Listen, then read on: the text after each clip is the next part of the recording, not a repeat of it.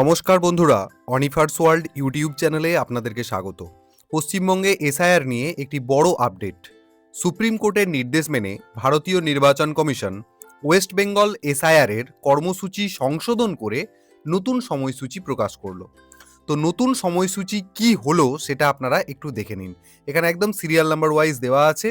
তো প্রথমে যেটা বলা হচ্ছে যে হিয়ারিং নোটিশের শুনানি শেষ হবে আগামী 14ই ফেব্রুয়ারি 2026-এর মধ্যে। 2 নম্বরে ডকুমেন্ট যাচাই এবং নিষ্পত্তি হবে 21শে ফেব্রুয়ারি 2026-এর মধ্যে।